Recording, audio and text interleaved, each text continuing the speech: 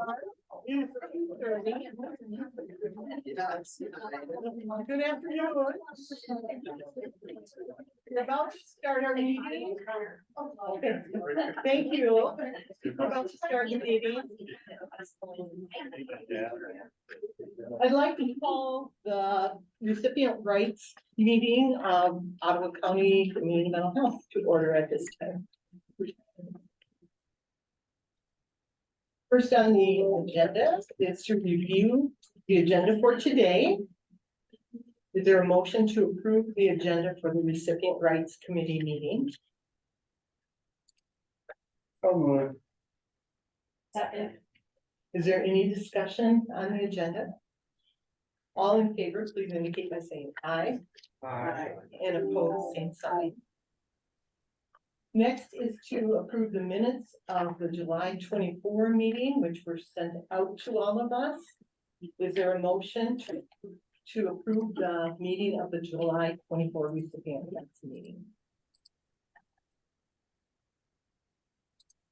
Or It's been moved and supported. Is there any further discussion on those minutes?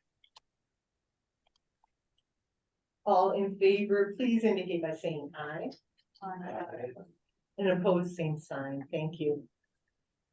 Next, we'll move into public comment. This is our first opportunity for public comment during the Recipient Rights Committee meeting. There will also be 2 opportunities during our regular board meeting, which follows this meeting. And I'd just like to give a couple reminders. One, please keep your comments to a maximum of 3 minutes. And second, just a reminder that we're receiving input, but we are dialoguing back and forth with you today. We appreciate all of you being here. And are there any public comments? We'll first go in the room and then we'll look if there's anyone online. Thank you. I just State your name. Yeah, you can state right there, state your name. Oh, just kidding. I don't have a phone.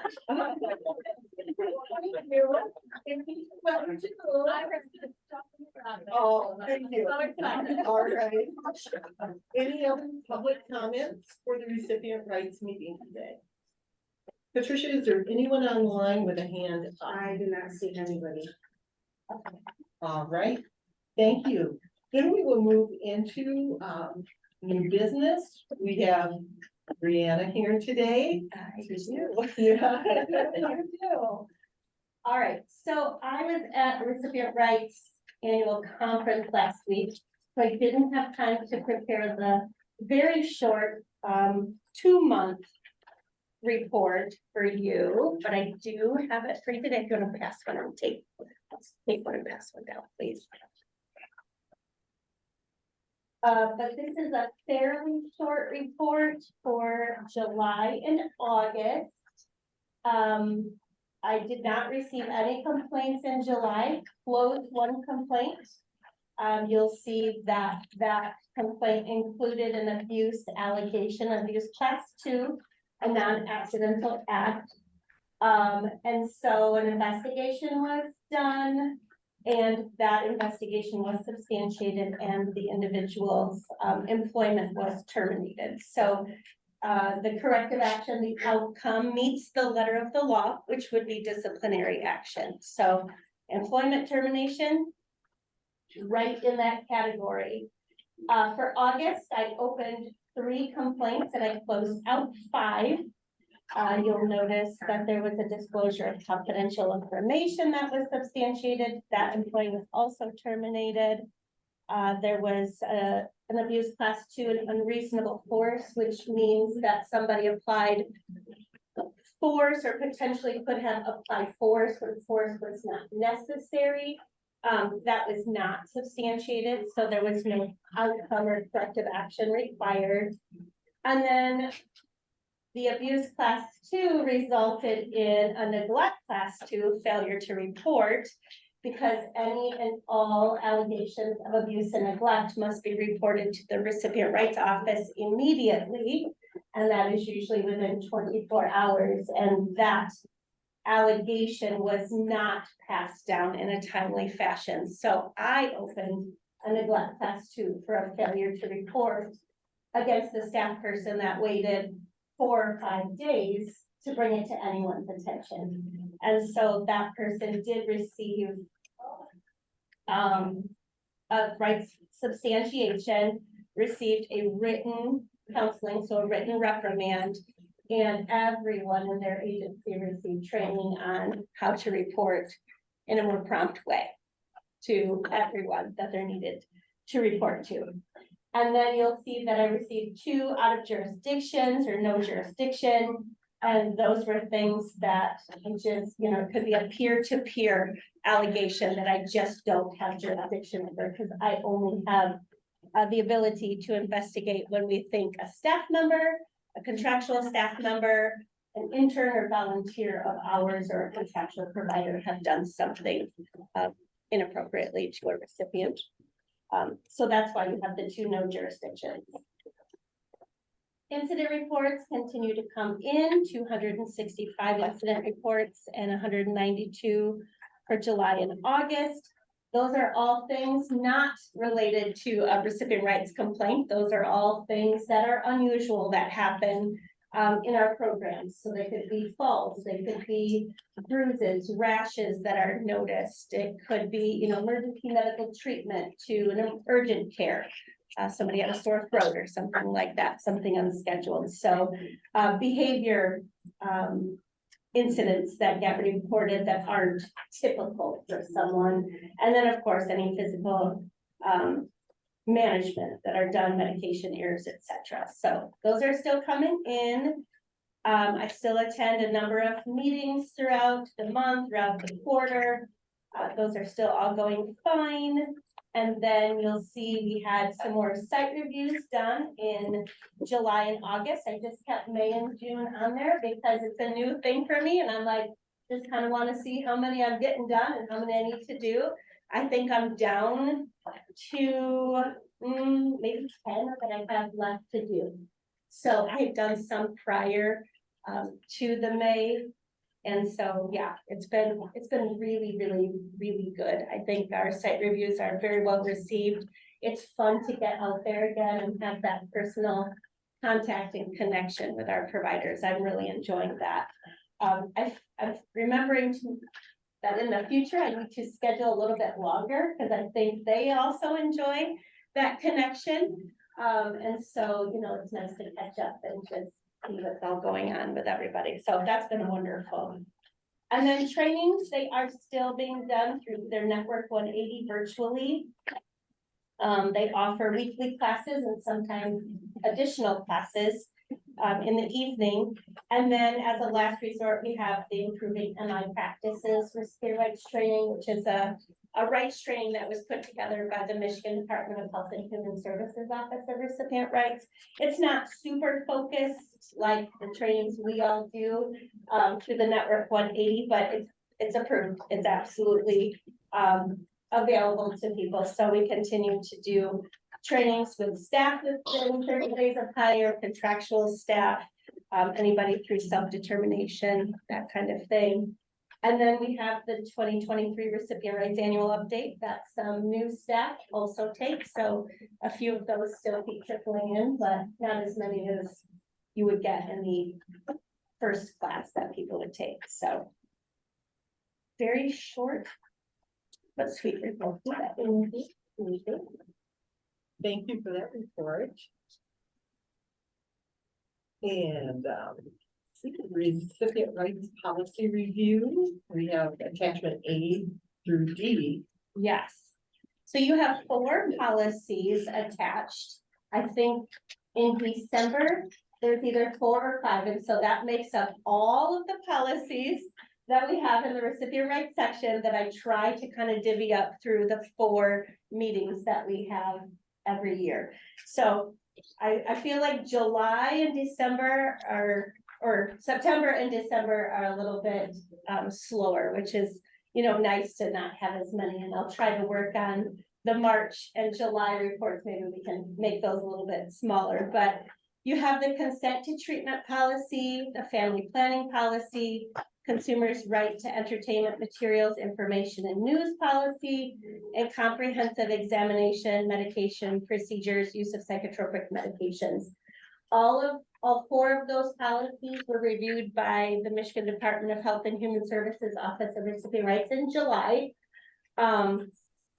During our triannual assessment, all four were approved by MDHHS ORR, and all four are of course required by MDHHS ORR during the assessment policy or assessment time for policies. So no changes. I just printed or forwarded the policies from 2022 that we reviewed at the last committee to Patricia while I was away at the Rights Committee. So I did not make any changes to these policies.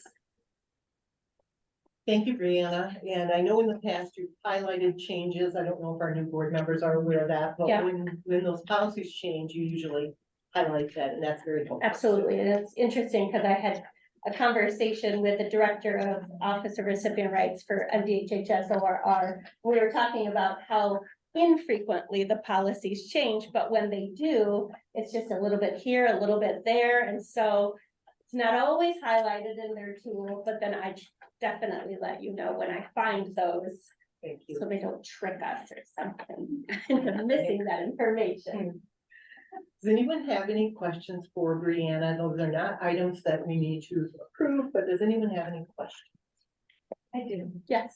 So on your recipient rights, consent to treatment and Yeah. informed consent. I just noticed on page, I think the third page, where it talks about minors. Yep.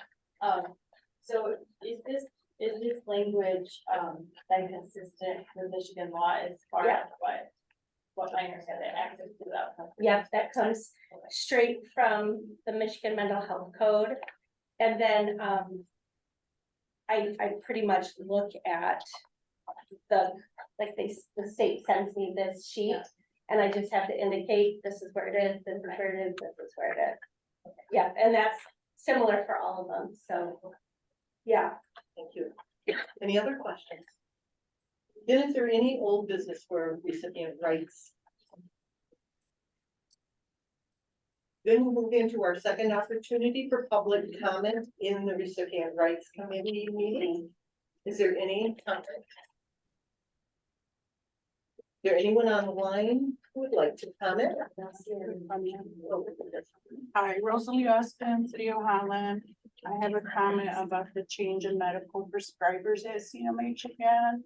Like our medical director resigned, but he's back in contract, and we have a new Dr. Mohammed that we have no choice, but we're assigned to see him, and I would like to know about last month Pine Breast as a new prescriber that is getting paid with the ARPA funding. How do we access that? And do we have the right to provider of choice? Because Common Behavioral Health is accepting Medicaid clients, but there seems to be red tape to get permission to utilize Common Behavioral Health when it shouldn't be as difficult to access as it is. But I would love to go back to Lena Magnuson if that's an option. Thank you. And there's another. Yes. I want to make some comments in support of Holland's Momentum Center. Is now the right time? Sure. Well, could you state your name, please? Oh, yeah, absolutely. My name is Dr. Sarah Reed. I am from Muskegon, but I work in New Zealand. I did my PhD at Michigan State University in our community psychology program. And I'm a person who lives most days pretty well with bipolar disorder. I am someone who's worked for 5 years at one of the nation's largest behavioral health centers in the country, Rogers Behavioral Health. And my job there was largely related to developing programs and evaluating programs that decrease stigma related to mental illness, and conducted hundreds of interviews with patients and patients' families there, many of whom said stigma can be as damaging as symptoms of our mental health challenges themselves. And so I say that by way of sharing that our country, our county is in the midst of a mental health crisis, a mental health epidemic, and I would say it's even the social health issue of today that really needs to be elevated. One of the public health challenges of our time. Half of all people at some point in our lives will have a diagnosable mental health challenge, and that is diagnosable. Notice that term doesn't account for people who might be grieving, people who might be stressed, people who might be burnt out. I guarantee everyone in this room knows at least one person with a diagnosable mental health challenge. Sorry, I get a little emotional when talking about this. 9 out of 10 people today say that we will live in a mental health crisis in a post-COVID world. That is 90% of people. I want to get a little bit personal for a moment. I think I have about a minute left. I want to focus on the issue of suicide. So I've been a suicide interventionist, crisis response trainer. I lead a suicide loss support group. I have loved ones who are suicide attempt survivors, and I've lost people to suicide. The CDC recently shared a report of some of their latest findings about suicidality across the country, and I want to share just a few of those highlights. I might get emotional here. Our men are dying. Suicide is the 11th leading cause of death in our country, and 3/4 of those deaths are to males. Contrary to public opinion, white, middle-aged men make up the majority of suicides in our country. Our veterans are dying. They die by suicide 1.5 times as often as non-veterans. And in 2021, Ottawa saw more veteran suicide than in the last decade. Our children are dying. I'm gonna let this one sink in. Suicide is the second leading cause of death among kids 10 to 14. Your time Oh. elapsed. Okay, can I give you the rest of these? Yes. There's also an opportunity at the board meeting, which is immediately following this, if you have a minute to stay. A few minutes. Oh, I didn't realize that. This is the recipient rights, and it was perfectly fine, Oh. but you have the opportunity again to follow. I would have waited. No, it's not a problem. Thank you for sharing. Okay. Yeah. Is there a motion to adjourn? Wait, we have another. Oh, I'm sorry. Hi, I'm Kara Rockman. I wanted to agree with what Rosalie was saying, that our son was seen via the community mental health as a medical prescriber, and then I saw someone else, we saw Laura, and she's leaving, and then the director of medical providers is also leaving. And then we're getting an interim person where somebody with developmental disabilities. It's hard to keep changing providers all the time. That I wanted to know if there's a way of contracting out that people should have a choice. That right now, if you have a developmental disability, my understanding is you can see this one person and she's leaving, so we'll get a temporary person. And having a developmental disability, it's really hard having change, especially when you're in medication. You're not getting a chance to know the providers, and that change is really hard for the individual and also for the patient. Thank you. Thank you. Anyone else that I might have missed? Is there a motion to adjourn the recipient rights committee meeting? Support? Been moved and supported. All in favor, please indicate by saying aye. Aye. And opposed, same sign. Meeting's adjourned. Thank you, Diana. And I would like to call to order our regular monthly meeting of Community Mental Health of the Ottawa County Board. I'll give the invocation at this time. Dear God, it is a privilege to be a part of this board and to support those in our community who need the services provided by Community Mental Health of Ottawa County. We ask for wisdom and guidance as we work together to support those needs and make the best decisions we can make. In Jesus' name we pray, amen. And please note our mission and vision statements as printed on your agenda. And now it's an opportunity for public comment. Again, there will be one more opportunity at the end, and I'll start out with those in the room and then go to anyone online. Is there anyone who would like to make public comment? I'll finish. Thank you. Y'all are Okay. very generous with your time. I promise I was about ready to wrap up. So I mentioned suicidality, and I want to tell you what helps. Connection with people, having safe space, a supportive environment, access to care, access to resources, access to knowledge that can help empower us and provide us with more educational and career-related opportunities. Being able to advocate for ourselves, because I will tell you, even with a PhD, who's somebody who's struggled stigma, it's hard to get up in front of a group of people and to speak about things that are so vulnerable. But feeling like we can speak up when our needs go unmet, when we're depressed, when we have addictions, when we are struggling with suicidal thoughts, is more likely to happen when we have a place such as Momentum Center that allows us to do so, where we connect with people who can help, who can support us, and who don't shy away from our challenges. So I think the community really has a fabulous opportunity with Momentum Center. We can avoid further contributing to all those risks associated with suicide. Can be on the side of community well-being. We can act with compassion, build community resilience, and offer, I think, hope to people who really need it. Thank you. Thank you. Barbara Lee Van Horsen, City of Grand Haven, and the Momentum Center. Back in 2014 and 15, Ottawa CMH was hit with a 62% reduction in its funding from the state's general fund. Projected losses were expected to be $7 million over the next 4 years. It was also in 2015 that Canada closed its doors. And as a result, programs were closed and consumers found themselves shut out from services and assistance. It was a true crisis. At the same time, my teenage son was struggling with a new diagnosis of schizophrenia. He was working at CanDo and the doors closed.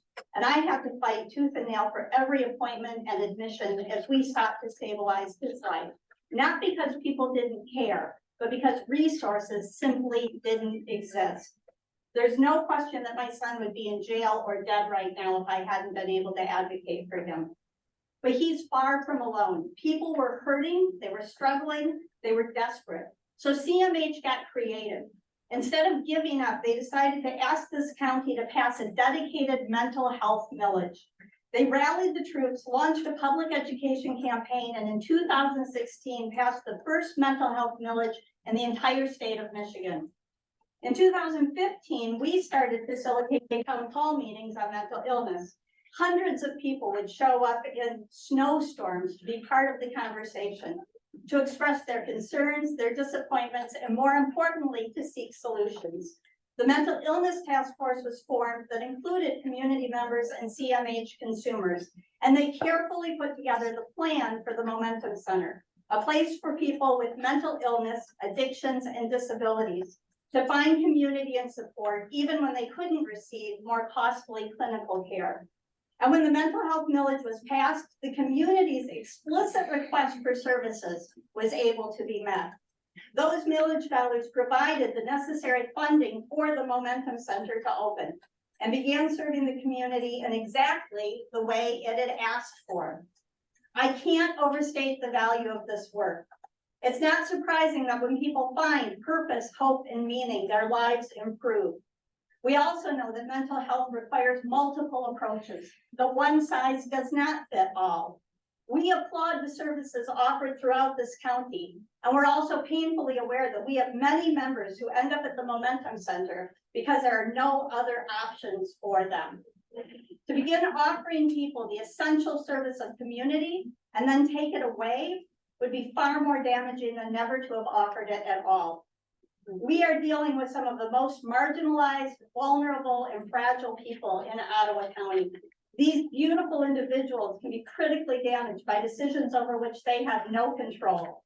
We owe them more than compassion and empathy. This county agrees. We voted for a mental health millage precisely to meet their Barbara, needs. Your We time, owe them the resources and services to be fully visible and connected. thank you.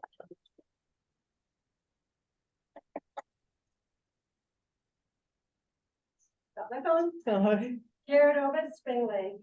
I first became aware of the Momentum Center about, I think from what I'm understanding, not too long after it was fully formed and operating.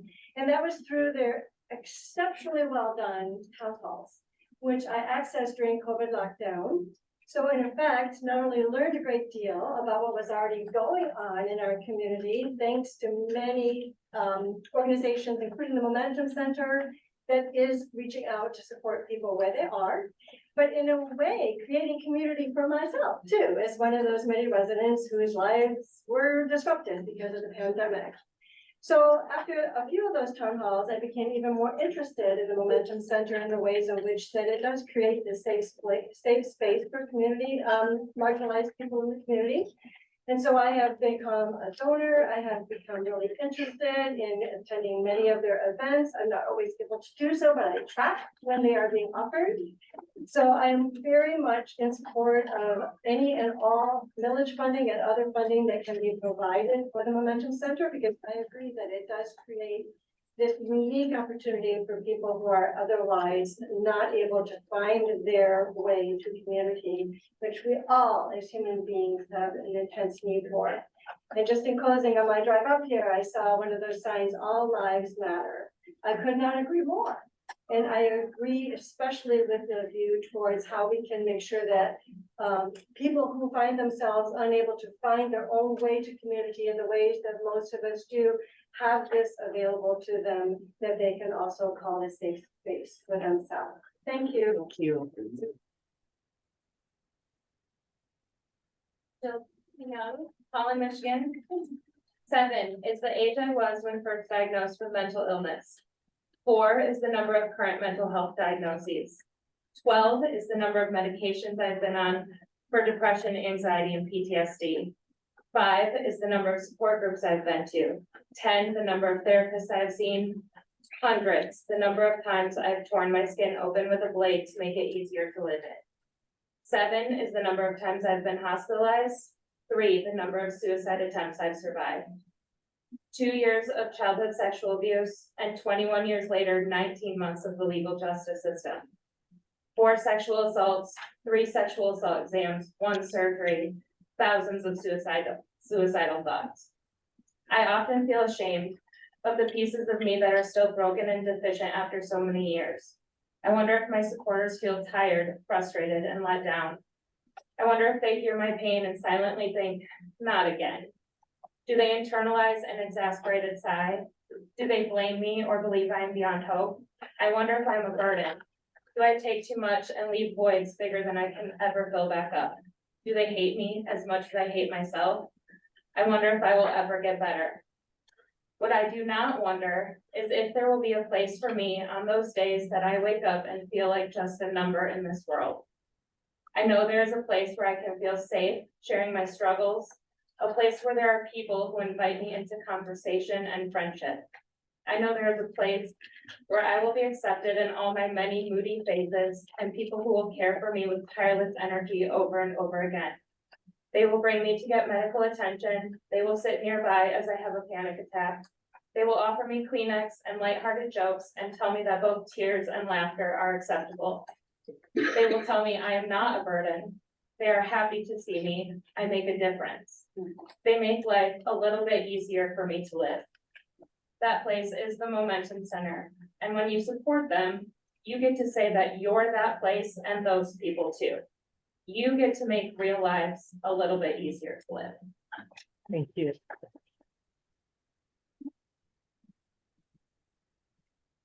I would like to come over here before my time starts.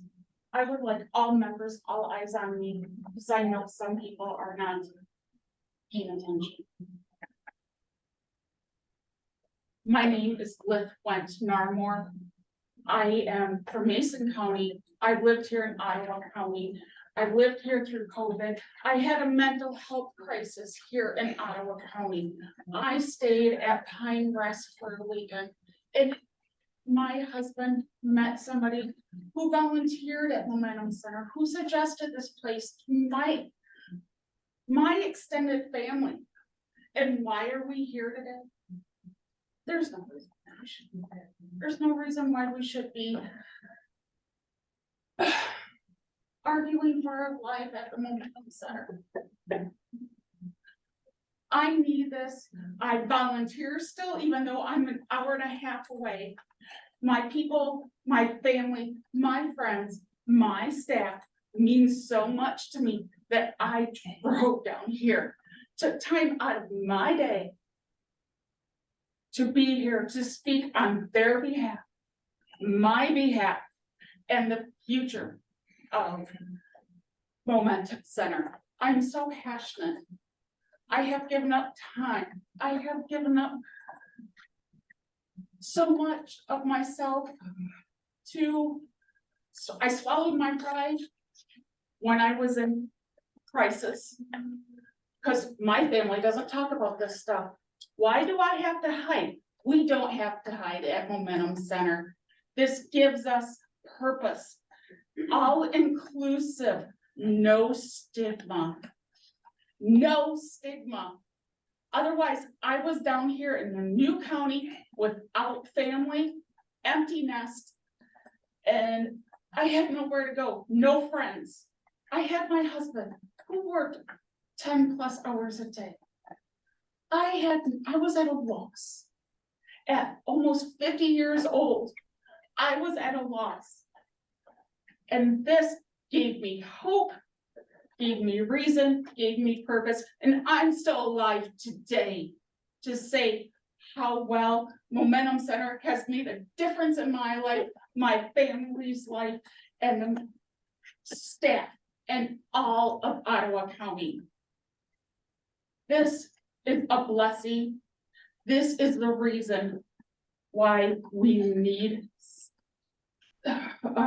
sorry, I'm so worked up, need Momentum Center. This is passion. This is love. This is sweat, love, tears. We've been there, done that, and we will continue. Thank you. Thank you.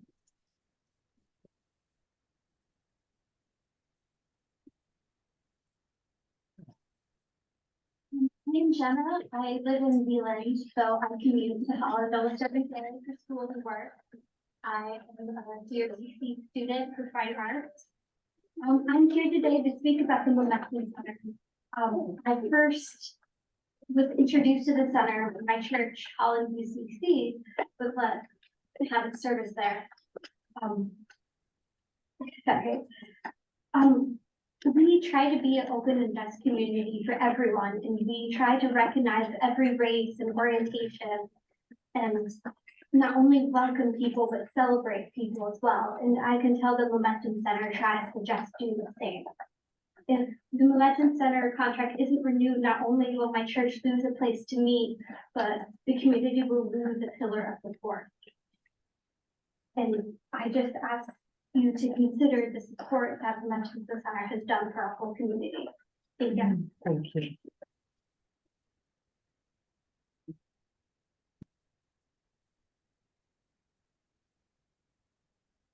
My name is Dee McIntyre and I live in Grand Haven Township. My family moved to Ottawa County 6 years ago from the south suburbs of Chicagoland. We are a mixed race family and we were surprised by what we felt were outdated views of so many people in our new community regarding race, gender, mental health, and financial disparity. I'm here to speak about the Momentum Center and the impact it has had on my family specifically. My children's health began to suffer as they were easily singled out in school as people of color by peers and educators, as well as in the community. The looks that they have received makes my heart ache, as there's nothing in my privileged life that can compare to the feeling that they have described. The anxiety and pressure they felt in these communities can make simply existing every day difficult. I've heard the commissioners speak about protecting our children, but you appear to only want to protect your children and the children whose family views align with your own. So I ask you, what about my family and my views? My daughter who has an eating disorder and sometimes resorts to cutting herself. Or my other daughter who struggles with her mental health so much that she can't keep food down, weighs under 100 pounds and is struggling to care for her young daughter due to her mental and physical health issues. Do you want to protect them? Do you want to ensure that they have the support they need? I'm standing here, a parent, an employee of the Momentum Center, and I have seen the incredible effects this organization has brought to my family. My personal mental health is respected, and I struggle with anxiety, depression, ADHD, as well as an eating disorder. My family has found support and fellowship at the Momentum Center. No one there needs to apologize for struggling with their own complications or for feeling off. There is support if you need it. Just some coloring pages or a journal writing course or a trip to the zoo. So many different options because science has proven that there is no such thing as average. And at Momentum Center, you are celebrated for being you, and we understand that each individual person has individual needs. And those needs, they deserve to be met to the best of our abilities. And I do include each of you in this statement. You deserve to have your needs met too. And if you ever need— Hi, Brenda. Here's the message I told you I would forward you. This is from Christy Mepling. Thank you. Please understand that the need of this is an important resource in our community, even if you don't see a need in your current circle. Lastly, I had to take multiple acute medications just so I could stand in front of you today. And sometimes those who need the most support are not able to ask for it themselves. So please continue to support the Momentum Center. Thank you.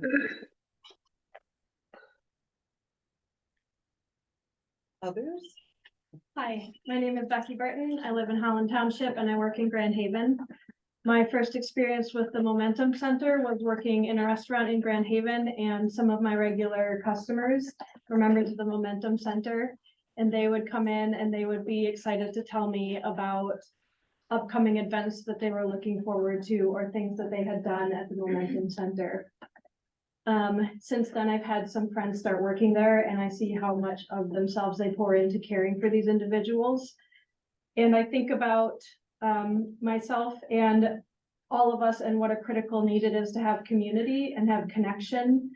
And I think that's something that most of us take for granted, that it's easy for us to do those things. And there is a large part of the community that does not come so easy to. And I think this fulfills a critical need for them for that community and connection. And I would just like to speak in support of that today. I have seen that Momentum Center puts on events, not just for their own members, but for the community to come and participate. And I think that is also a vital need, that they are not trying to assimilate people into the larger community, but they are trying to bring the communities together. And I think that is a critical factor in what they're doing, and it enriches our community as a whole. So I would like to ask you to continue to support the Momentum Center. Thank you. Hello, my name is Brianne Bertrang. I'm a resident of Muskegon and I come to Grand Haven to volunteer at the Momentum Center and also as a member.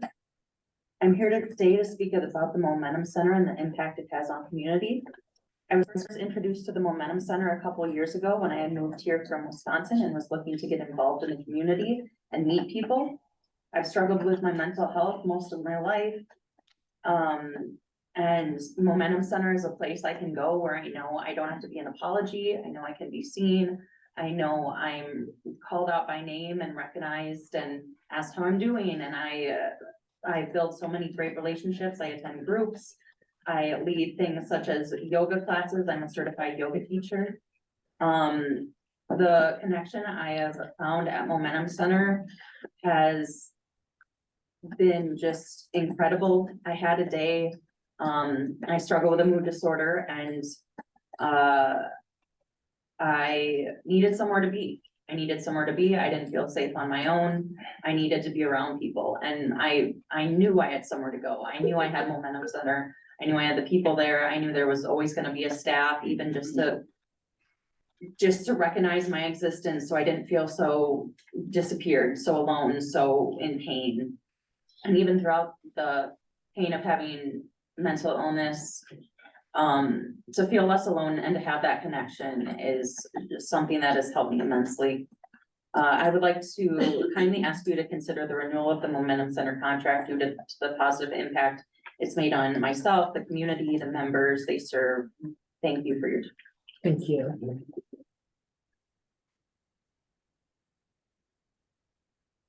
My name is Ben Campice. I'm a resident of Zeeland, Michigan. I'm born and raised from Holland. I'm also on the board for Momentum Center. I have struggled with anxiety my entire life, and I feel like talked about as a whole talk. And later on in my life, I finally sought counseling. And just as I've done my entire life, I dealt with it on my own, and I thought that was enough. I had plenty of community surrounding me, and I fit a mold of people that want me in their community, and I had that community. I had a lot of friends who were part of these other communities who were excluded from it. They had their own mental health issues, and ultimately they either took their own lives or were hurt severely by it. I'm here to speak for Momentum Center because my son deals with anxiety. I know the tools, I know what to recognize, I know what to say to him, but how many kids, how many adults are out there that don't have people that can talk to them about that? Momentum Center provides a community that not only helps those people, but lifts the burden from the counselors who are overworked. And honestly, things are brought way too personally to them. It's not their responsibility to save people's lives all the time. Community is super important to that. Momentum Center is extremely important to that. And I just pray that you guys just look for a way to do that. Thank you.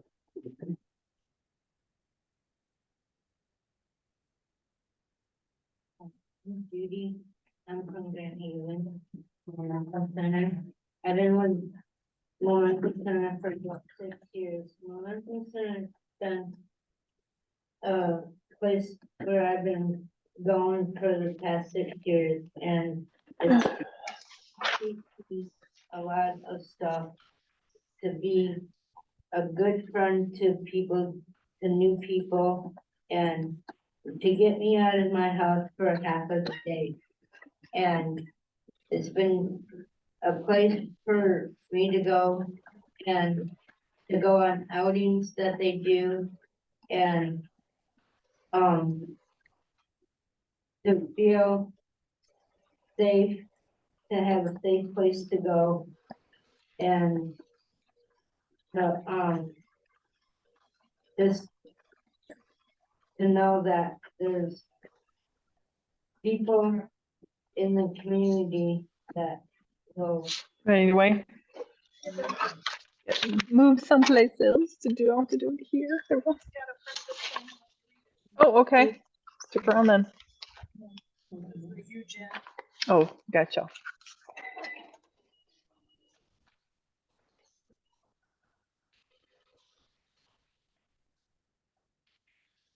At the moment, When the borrower is bought, name change will be complete with renewal term. If there is someone online who isn't muted, could you please mute? I'm trying to find them, but I'm not showing any. Sorry, Judy, just a second. We're trying to fix this for you. Alright.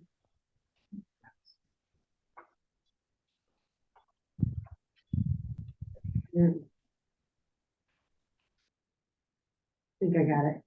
Okay, thanks, Patricia. All right, Judy. And it's alright. Well, it'll help me learn about myself and help me learn about others like myself. And to lose the Momentum Center will be like losing a bunch of my friends, because that's the only way that I'll be able to keep in contact with my friends. So please support the Momentum for our sake. Thank you. Thank you.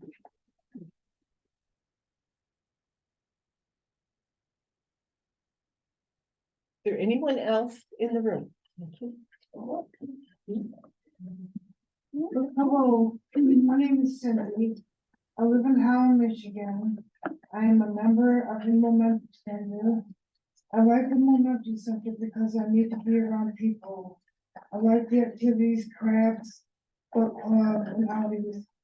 if it wasn't for the Momentum Center, I would be home very depressed.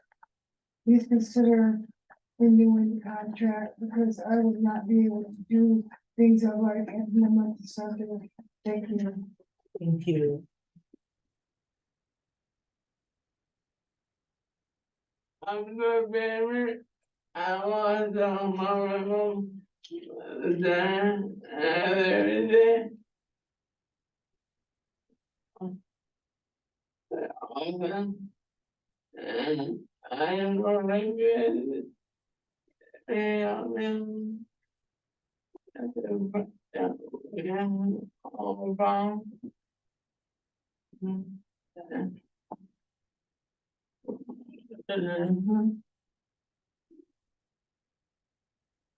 Thank you.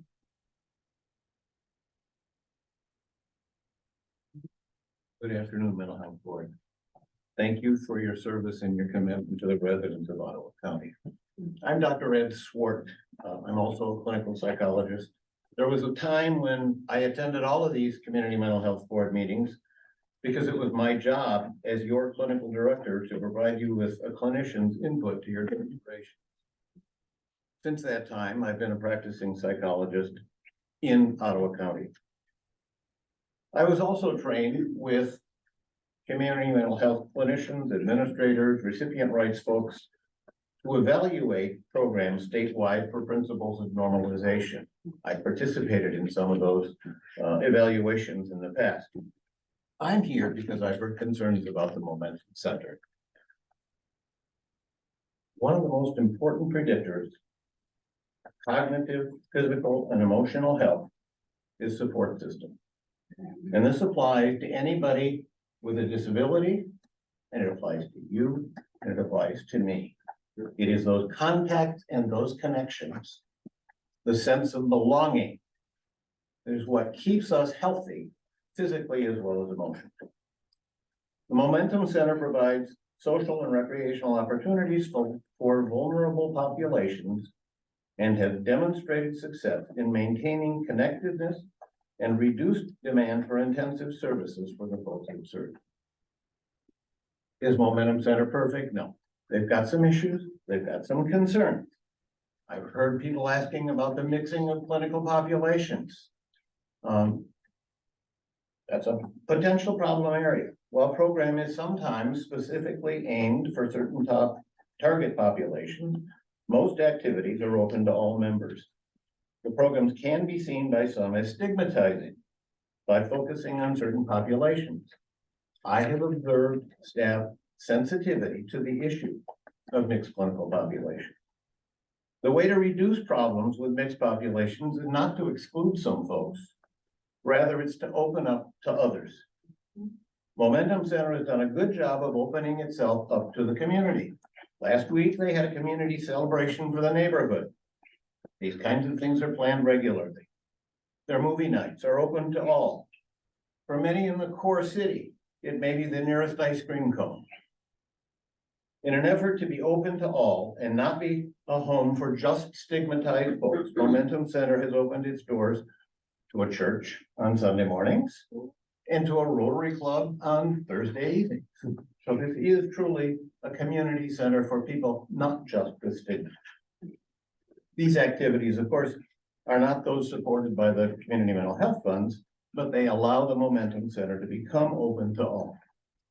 Momentum Center has demonstrated success in serving folks with cognitive, emotional, mental, and addiction problems, and shown a goal and ability to be open to others as well. Excuse me, your time has elapsed, but you will have another opportunity at the. Thank you. If I say two more sentences, I'm done. Okay. Okay, I want to just strongly urge you to make, for the sake of this community, to continue your support.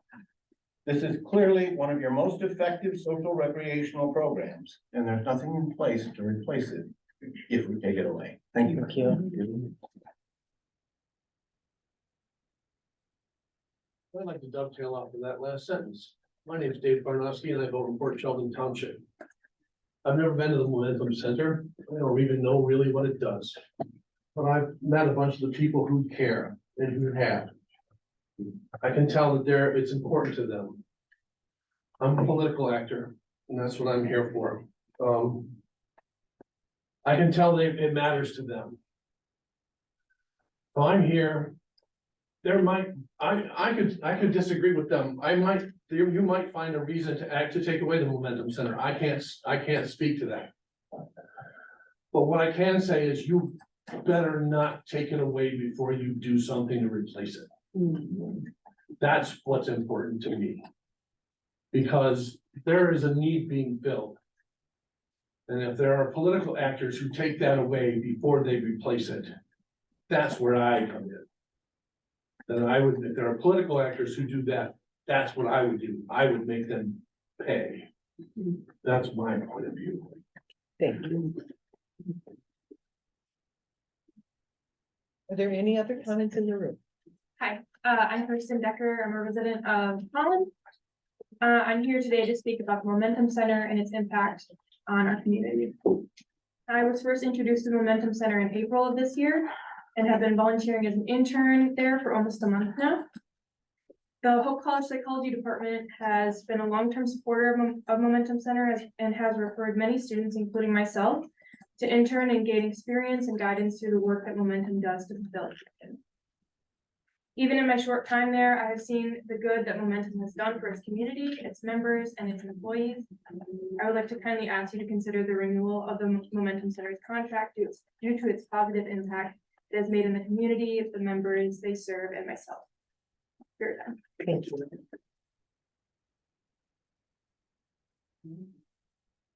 Hello, my name is Sarah Strang. I live in Grand Haven City. I work at the Momentum Center in Holland as the program coordinator. I'm here today to represent members who are not present, and they have given me permission to speak on their behalf and to share what they would like to share. The first person is Craig Geiser.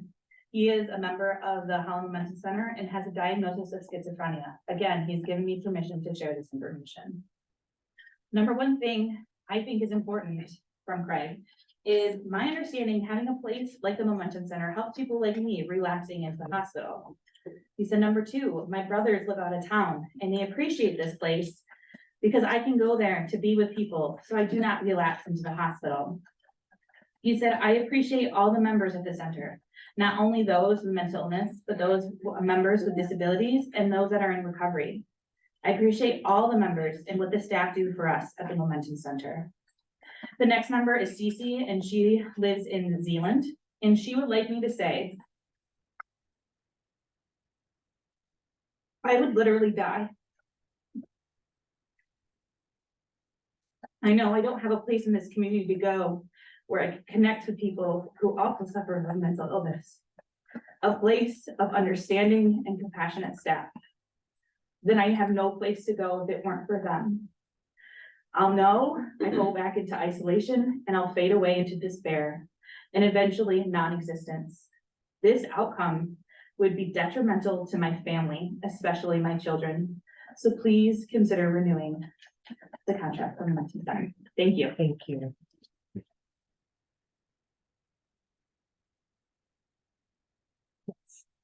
I'm around that one, and I like going on the morning when we do. And the lessons for Bob and Donna, I won't be there. And we take out on a lot of field trips. And I just enjoy it.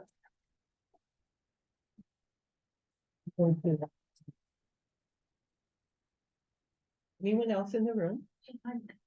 Thank you. Thank you. I've been a volunteer with, my name's Carrie from Grand Haven, Michigan. Been a volunteer with Momentum Center for about 6 years. And I have a firsthand experience of the great things they do there. They help so many individuals with different needs. They are so positive. I have seen such changes in the members since being there. And it's just a place like some of you who used to watch Cheers, I mentioned before, a place where you walk in and everybody knows your name.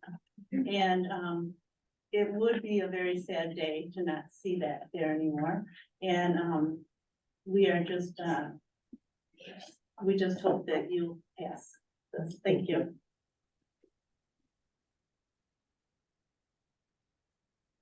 Hey, Jenna Van, Straight Lake Confident. And I've worked at the Momentum Center for 6 years, since essentially that has been open. I have witnessed firsthand the difference that we make in people's lives.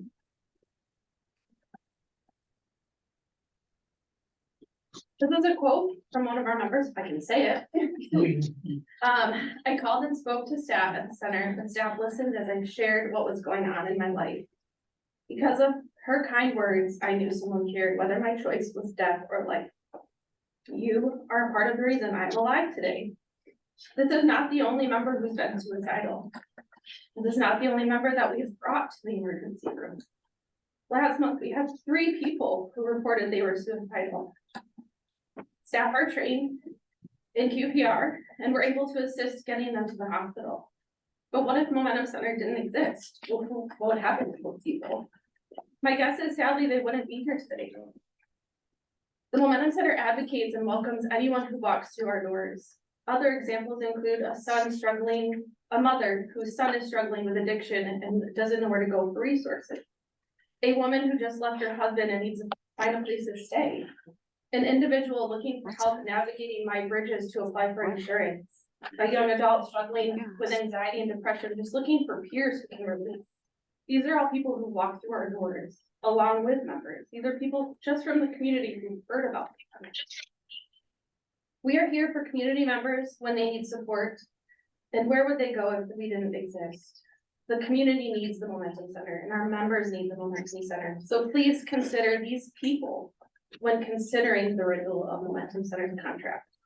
Thank you. My name is Kathy Fisher. I'm a resident of Fruitport.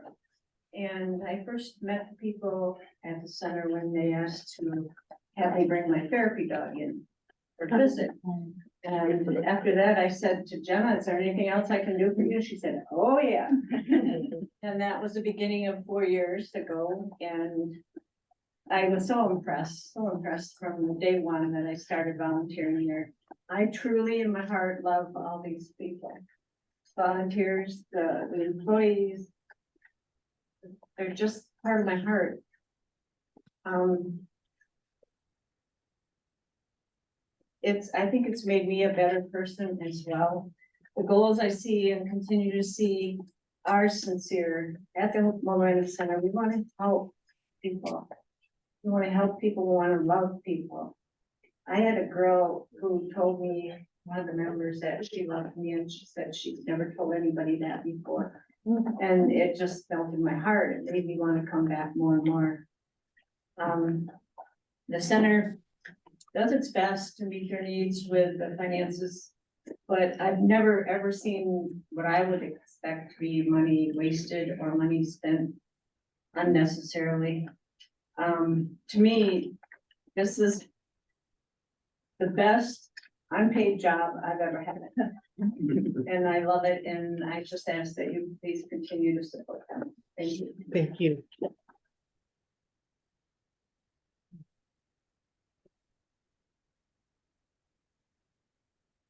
Feel rather inadequate after all of the members speaking. My name is Christine Mulder Gray. I'm a resident of Recipient Township. I've been a member and a committed supporter of the Momentum Center since before it existed. And I have experienced the positive impact that the Momentum Center has had on our whole community. I have experienced how the Momentum Center has provided a safe, welcoming, enriching environment to members who have mental illness, addictions, or disabilities, or who just need someplace to go to be seen. I've engaged in respectful community conversations sponsored by the Momentum Center about topics which many of us find difficult or uncomfortable to engage in. I've learned how to listen. I've learned a little bit about how to contribute, but mostly I've learned to appreciate everyone who comes in those doors. I had a 35-year teaching career in which I taught in a very privileged district I taught foreign languages. Children that I worked with were pretty much top of the echelon of students. I was a bit afraid to try to interact with people at the Momentum Center. I didn't know how I would do that. They taught me what it's like to listen and be a friend. I wholeheartedly endorse them. I don't know what more to say, except you've got to support this program and continue the contract. Thank you.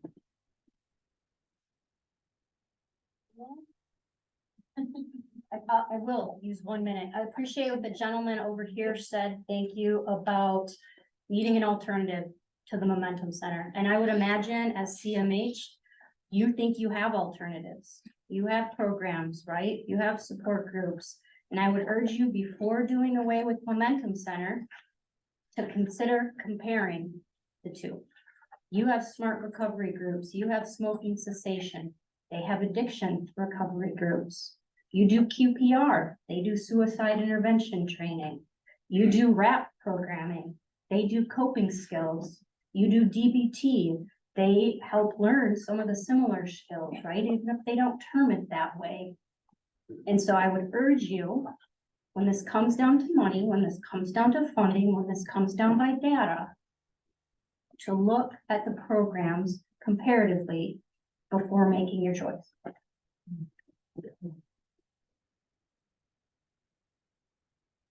My name's Emily Korchnak. I am on the board of directors at the Momentum Center. I live in the village of Spring Lake. I'm also the treasurer on the board of directors. And the funding that we receive from community mental health plays a key role in what we're able to provide. It is not all of our funding, that's not all the money that we spend in doing all the activities that we do throughout the community. But what that does is, among other things, provides for the critical resources, the staff, and the people who are there day to day with the members. And the amazing thing that that investment makes is it brings so many things that money can't really buy into the center. And the most important thing that it brings in is the people, not just the staff who are incredible. Barbara, who is amazing, all the volunteers, the members, people come and contribute their time, their expertise, anything that they can. I've seen all sorts of leaders in the community step up to give whatever they can to help this grow. And when we find something that we want to do that we know will benefit our members and our community, if we don't have the means to do it, we try to make it happen. We have an amazing network of supporters, grantees that we can support what we do. And all of that is possible because of the work that we can do with the contract that we have through community mental health, the work that the staff does. People want to participate in that. They want to be a part of that. And we want it to grow even beyond that. And we can do that. We can make that happen in our community. We have the support. We have all the people in this room and hundreds of people out there who want to help, who, as you've heard, drive in sometimes from 2 counties over because it means that much to them. And we can't do that without the programming that we're able to do and that you call on us to provide and that we do provide. So I urge you to please consider the renewal of the contract and thank you very much for all your support over the years.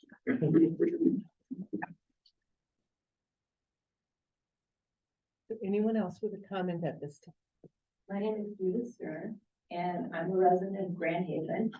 I'm a volunteer at the Momentum Center. I don't think I have to tell you why or what this center has done for everybody. It's already been told to you. And for all these people here, there's families behind them that's helping also. All these people here, there's members that couldn't come, that didn't come. So all I'm gonna say is renew the contract. Thank you.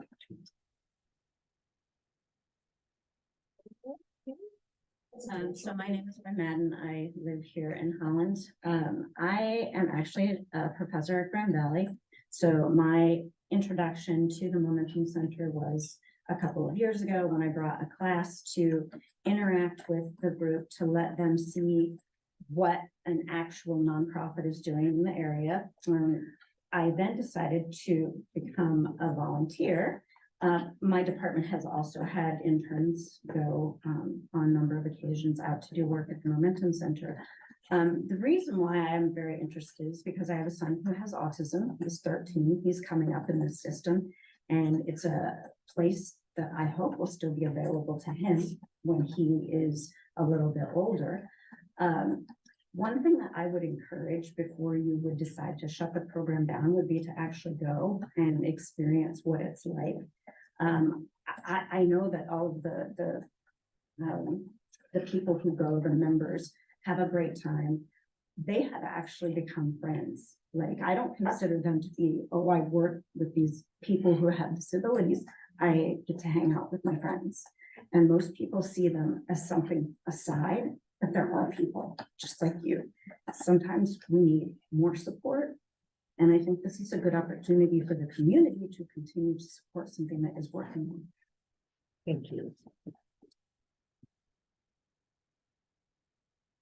Anyone else in the room with a comment? Then we'll go to online. Patricia, are you seeing hands? One individual that was asked to speak. I think I'm not chat good. Yes, I would like to speak if I can. Yes. Hello, my name is Karen, and I am currently a resident of Grand Rapids. However, I was born and raised in Holland.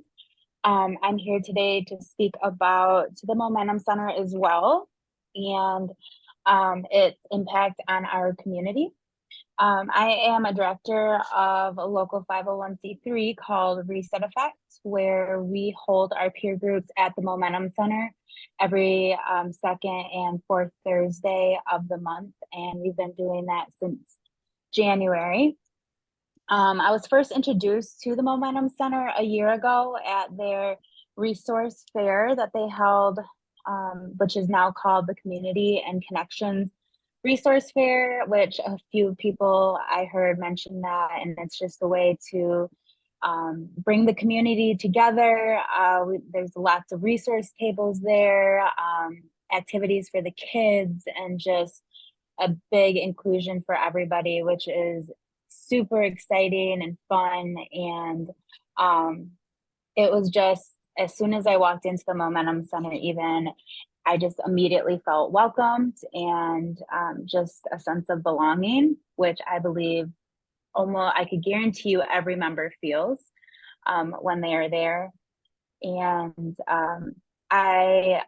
we as Reset Effect really focus on mental health betterment, breaking stigmas, and promoting inclusion for all, which really align with the Momentum Center. And I can say that the Momentum Center's core values all the way stand true in everything that they do. So I would really like to kindly ask you to consider the renewal of the Momentum Center's contract, and due to its impact on the community, the members, and myself. Thank you. Thank you.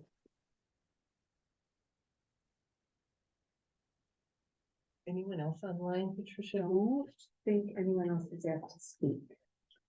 All right, then we'll close the public comment section of the meeting and move on to our two consent items, which would be the agenda for today, September 25, and also the minutes of our last meeting, August 28.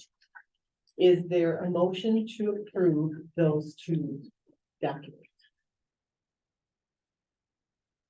So moved. Supported. It's been moved and supported. Is there any further discussion? All in favor, please say aye. Aye. And opposed, same sign. Thank you. And then moving into old business, looking at attachment A, amending our board bylaws. You remember probably receiving an email from me about September 8, I believe it was, looking at the duties of the vice chair, which is Article 7, and also Article 9, how to fill officer vacancies. And after working with Lynn a little bit on looking at some other languages in other counties, we sent you a recommendation. I just want to thank all of you guys who gave feedback. The feedback that we received was positive. But at this time, I'd like to ask first for a motion to adopt the amended bylaws as you receive them. So, is there support? Or Hey, it's been moved and supported. Let's move into discussion. Is there any discussion regarding that language? All in favor, please indicate by saying aye. And opposed, same sign. Then we'll move into our new business. We're looking at first our service contracts, which are your attachment B. Thank you for preparing them for us again. In the middle today. Hello, everybody. Hello. So this month, a little bit less than last month, looking at requesting support for 63 contracts total. So we made a little change to the document, so hopefully it'll read a little smoother with having those numbers down the first column. So if there's any specific questions, let me know. I kind of lumped them into a couple of different groups, so we'll get through as quick as we can. First one is about the so-called infant mental health program. So they're requesting kind of a small rate increase so then they can get at the staffing levels that they need for the infant mental health program. Second one is for the Holland Drop-In Center, and that's for funding for new carpeting in that facility. If you've been in there recently, it's pretty beat up, so they're funding for that. Next one is Pine Rest Christian Mental Health Services, and this is a new crisis residential program on their campus in Cutlerville. The Hope Network closed their pivot program, and so there's a real need for additional crisis residential beds, and this will contract for that. One thing just to clarify, that $215,000 that amount is just based on assumption that there will be one person in the bag every day for 365 days. The hope would be we'll use Robert Brown and keep it local as much as possible, but I just wanted to point that part out. Next one is Indian Trails Camp, number 4. That's a rate increase for community living support services. Get more in line with what they need to be financially viable. Number 5 is Case Management in Michigan. Again, a rate increase for their clinical services only. Number 6, David's House, a rate increase for CLS and personal care. There are 2 residents that live in the homes there. Number 7 is PT Solutions, and then this is a renewal contract for occupational therapy for staffing there. The next is 8 through 14 are millage funded to support residential care, recruitment and retention. And then these are agencies that includes Holland, Deacon Conference, Mocha, Parkview, Ben's Hope, Heritage Homes, Georgetown Harmony, and Harbor House. The next 4, number 15 through 18, this is millage funding to continue to support social rec programs at the community, integration for CNH consumers. And these include the Momentum Center, Heritage Homes, Indian Trails, and Pioneer Resources. Now, they're almost done. 19 through 63, those are the ones that it's just a change in the contract. So, we broke it out last time. We had the DCW, the direct care wage pass-through ones. Now, these are all the other ones. Just wanted to point out some of the language contract changes to the contract. So then, just so you're aware, the boilerplate had changes related to clarifying what covered services means, added additional definitions, such as what a serious emotional disturbance is, specify location of policies and procedures on local CNH websites so people can access those easier, clarification related to claims submissions, and clarification that the CMH is responsible for conducting site reviews and recipient rights reviews of providers outside of the LRE region. That was a little issue before. So if someone's living in a home in Lovington or Traverse City, for example, that we're responsible to make sure that the services are being provided good. The next one is language added to attachment E1, which is the recipient rights, to ensure that this document is directly following the State Office of Recipient Rights requirements. And some formatting modifications to the training grid, attachment I, to make it easier to interpret, because it's kind of hard to read. And so we just clean that up a little bit. So that's it. Those are the 63. Any questions? I'm gonna go ahead and make a statement if I could too. So last night, I'm gonna apologize to the group for sending out an email last night about 8 p.m. I was in my car. It was dark. I was trying to do it on the road. And asking specifically just for Momentum Center, not recognizing as sensitive an issue as it potentially could be. I really did think that I was communicating with my fellow board members at that time. It's not specific necessarily to Momentum. My concern has been, after conducting interviews for committee positions, talking with consumers and family members in the area about our growing IDD population, specifically autism. And right now it's 1 in 44, I think, males, and it's predicted to go as high as 1 in 24. And I'm hearing people talk today even about housing and transition planning. And, so when I look at the millage, and know that I appreciate that it's social rec as well, but we've got programs that are funded very high, not trying to get rid of. But I feel like we have an obligation to start looking predictively for housing needs in our community. And so looking at the millage, because I know that the millage we have to stay away from Medicare and Medicaid funding. Anything that they provide, the millage can't.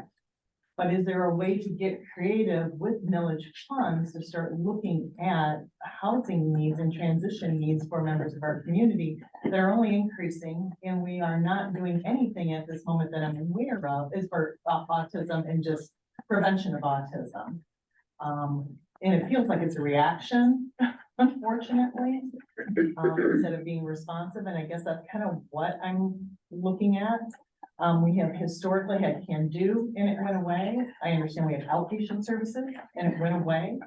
And actually, when I was brought into North Ottawa years ago, I was challenged to help with potentially a psychiatric unit at North Ottawa. So I do know that a lot of what Momentum Center is fulfilling, in fact, are services that were gaps in our community. I am not pro mixed milieu. We've always kept substance use disorder separate and for a reason. And I've worked mental health, by the way, too. I did psychiatric evaluations in the emergency room. I've been a member of NAMI. But that integration seems to be kind of a real contentious point. And I'm just wondering if there's an opportunity here to put a work group together for the people who are satisfied and then the people who are not satisfied in our community to see if there's something that we can do different. Thank you.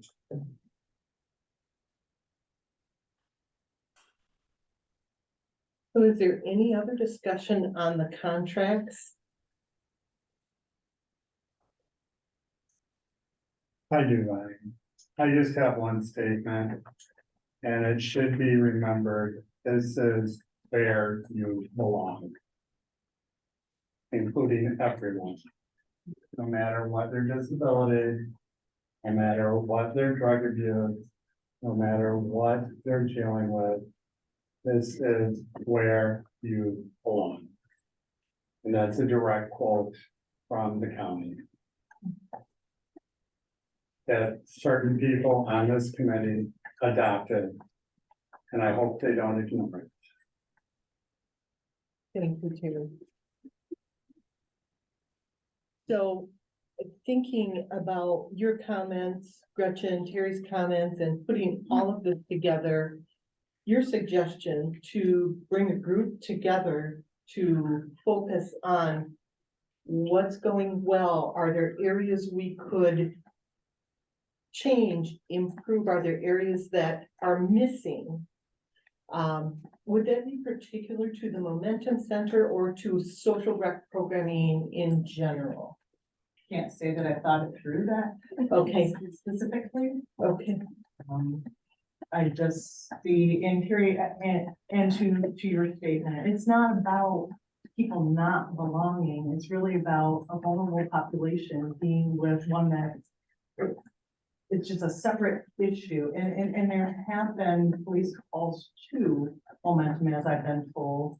There have been police calls to other Oh, sure. social rec And I'm not, funded or unfunded by CME. okay, I'm just saying, we cannot say specifically Momentum Center. That's the only one that's being discussed for certain reasons. Heritage Homes falls into the social rec as well. But the ones that are funded by us and ones that have received money in the past. And ones that are receiving, that are not receiving money anymore. But there have been police calls to other agents. So we need to get over our target on the back or the front of Momentum Center. How many of you guys have even been there? Have you seen what they've done? One, I have. Chris has. So no one else, but we're making these judgments on this group and the interaction of the individual. Some agencies have multiple employees. Momentum Center has multiple volunteers. They don't necessarily need to pay everyone, but as you heard, the number of volunteers here are doing what they can and what they feel in their heart is best for these people. I don't think what I'm speaking to has anything to do with the volunteerism at all. It's very impressive. But I'm saying, and they were drug related, and it's just, it's what happens. That is I life appreciate that. right now, especially after we've had the lockdown. You heard people state that there are significant increase in depression and attempted suicide. Who's dealing with that? Who's going to deal with it if we cut their funding? We're gonna take their funds so that we can have housing for another group. What's the long-term strategy for the other group? And it's not necessarily Momentum funds. I'm asking to get that on the board. As long as it's not just targeted at Momentum. And that's what your email stated. Like I said, I was writing in the car last night. I did not realize that, again, our board communication could be made public. And I think. Were they made public? I thank you both for your comments.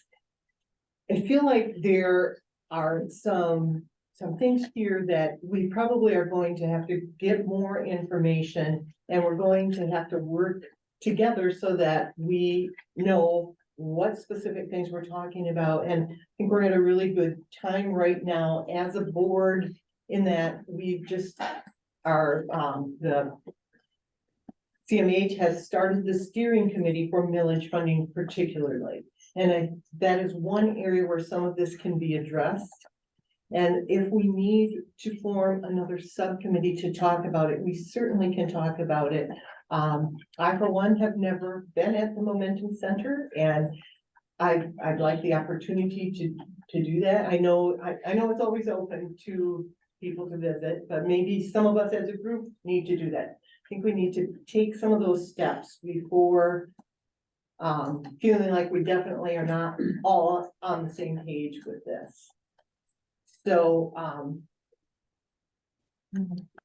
I think both with the millage steering committee and the possibility of spinning off another small committee to look at social rec programming, I think we can come to a very reasonable solution in making decisions about who to support with millage funding.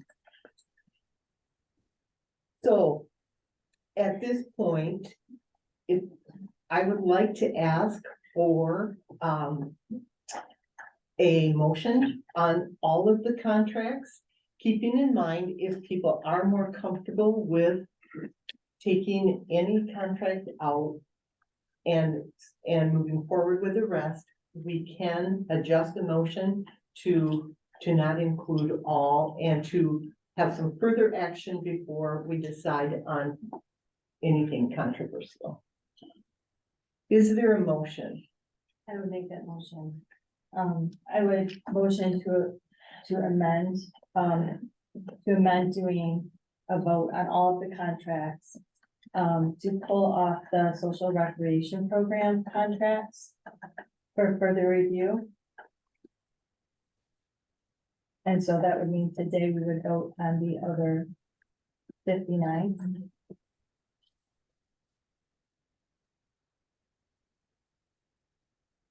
Okay, so there has been a motion made. And I think everyone heard Sylvia.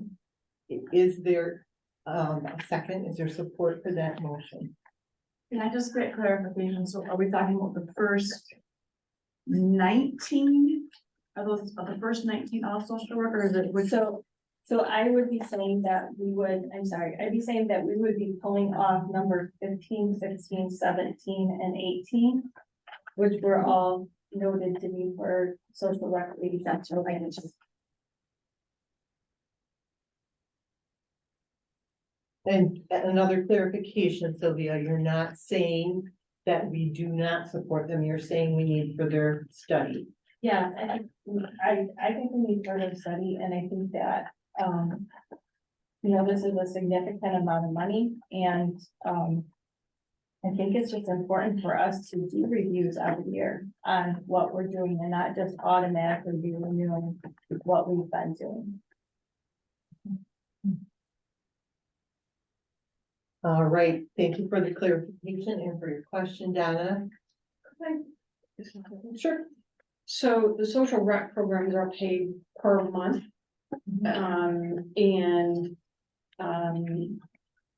I don't know financially how some of them will do if we don't give them their monthly payments, which means they might close. So I'm happy to make a friendly amendment to allow for a month's payment to these programs while we, and perhaps we can get it on the agenda next month to cover it and make some decisions. Does the contract end at the end of September or October? September? Can you please say your motion? I will try. Okay, so I would move that we would consider, that we would vote to approve the contracts with the exception of number 15, 16, 17, and 18. That for 15, 16, 17, and 18, that we would approve a monthly payment for each of those. And that we would consider them further at next month's board meeting.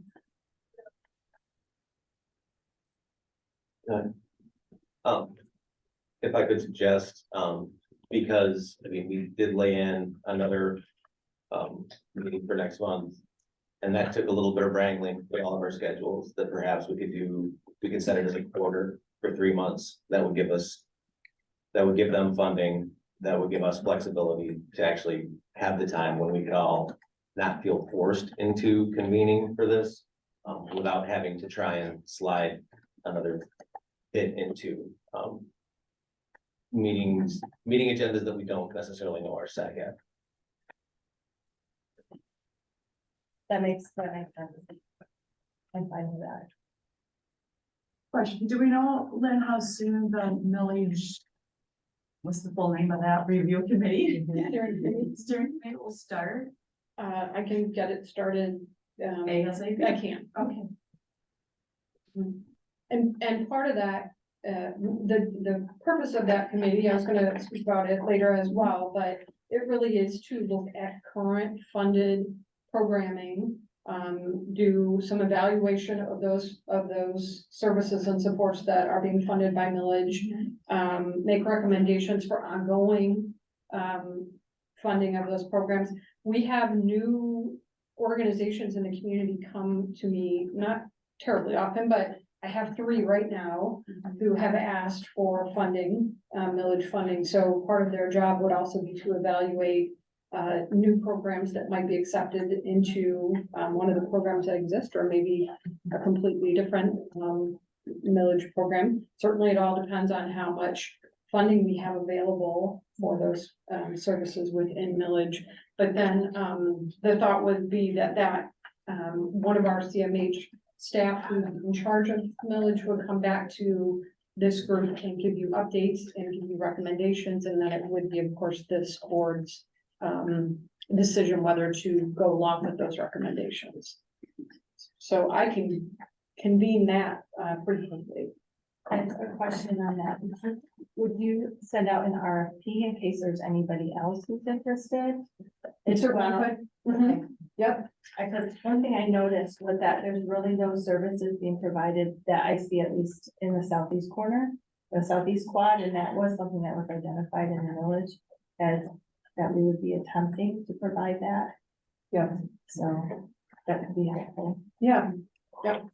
We can, if it looks like there's an additional need for programming, by all means. Patricia, could you read the motion, please? Yeah.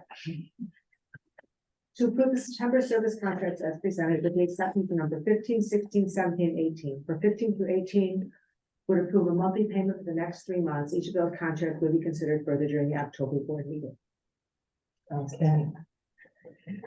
Sylvia, is that your motion? Yeah. Okay, and was there support provided for that? That's not been a support yet. I'll support it. Gretchen, thank you. Is there any further discussion? All in favor, please indicate by saying aye. Aye. Aye. And opposed, same sign. Aye.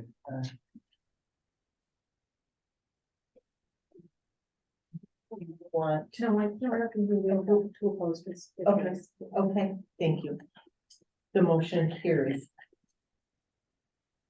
And now we will move on to looking at our financial report.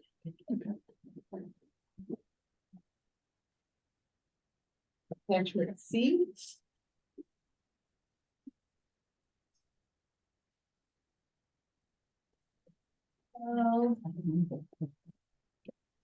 Okay, so we are in the last month of the fiscal year, so this is a financial statement of activities through the end of August. Mental health and SVD fund continue in a healthy position.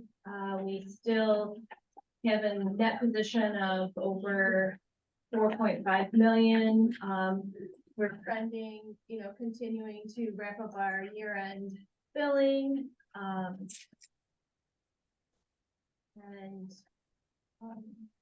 Yeah, not much to report there. If you recall, we were trying to do a little more reporting out. We're kind of building some new information into the reports. The second quadrant of that first page, the top right corner, year-to-date expenses by primary program, we changed to a pie chart. Might be a little easier to kind of read and get a sense of the use by program. Millage and grants fund, still in a healthy position as well. We are about 73% spent on our budget for fiscal year 23. And Medicaid revenues are continuing to trend. We're receiving them budget to actual with our budget, in a healthy position there as well. The second page, these are some of the reports, just, working out some details on what to report out. Year-to-date revenues by funding type, as is discussed primarily. This is a Medicaid organization, so over 70% of our revenues are Medicaid in some form or another. We do have healthy grants funding. Our millage funding is included in there. as the property tax, we have state general fund, and then some other ancillary revenues that, and this is just a report budget to actuals. There's also some detail on grant funding by activity, just different percents of, what grants we are awarded and what activities they kind of are funding. So general client care is by far the largest component of that. We do have housing assistance, room and board, and transportation services as well. Those are specific to grants. That's not inclusive of other millage funding or mental health funding from Medicaid for those services. Millage funding by program. We're able to, well, IDD by far has the largest component of that millage funding. MI adult treatment, community health worker services, community navigator services, and family services are all kind of spelled out there. So. Any questions? I asked Amy to, add some different information and data in pie charts or graphs or however you would like it. So we put these together, really, at least the pie charts, to sort of test whether you guys like that presented that way. If there's other information you would like presented differently, you just need to let us know, because we can do different things, present them different ways and include different data, if that's what you'd like. But the last time you were here, you asked for a breakdown of the different types of populations we served and the funding that goes along with them. When you came to the pie chart, how were you concluding, like, for instance, the IDD, are you pulling data then from this page for the millage? For millage, no, it's actually, these are generated right out of our general ledger. So I'll run a report, and it is all, it's budgeted by program. So then it comes out of the system by the actual expense by program with those categories.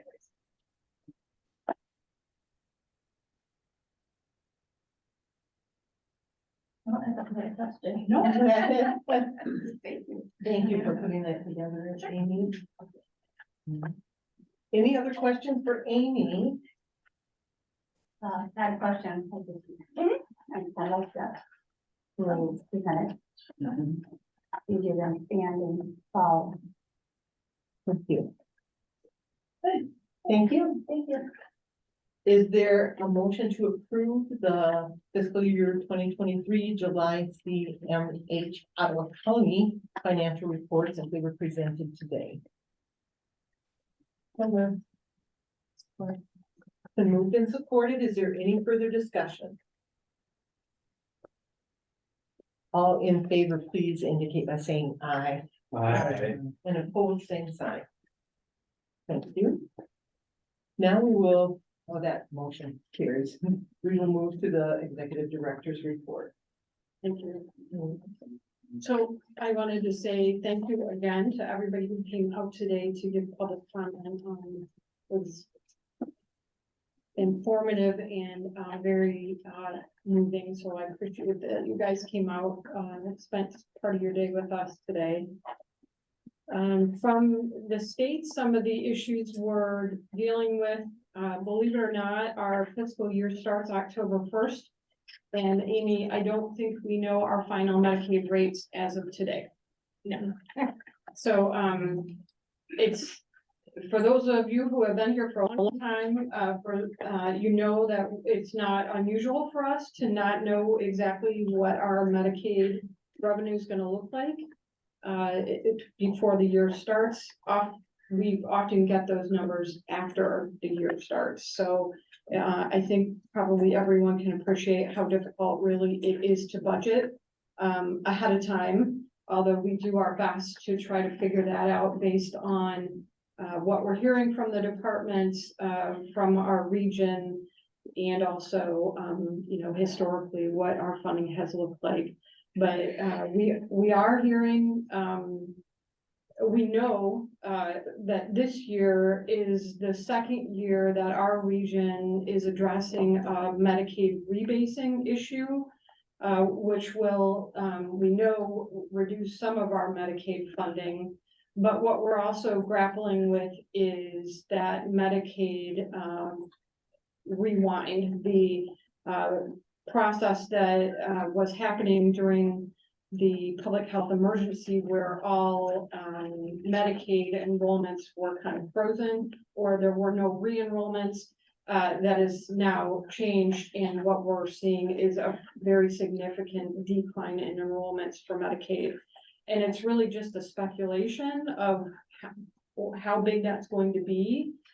So the actuarials that are working with Michigan Department of Health and Human Services, I think are doing a pretty good job of trying to estimate what that's really gonna look like for a full year. But that's partly why we still don't have our official numbers yet. When we know, certainly I'll let you know. I think it's fairly safe to say that we will receive a reduction in our Medicaid funding. And that, I believe, with pretty good certainty, is going to be at least $2 million, if not more.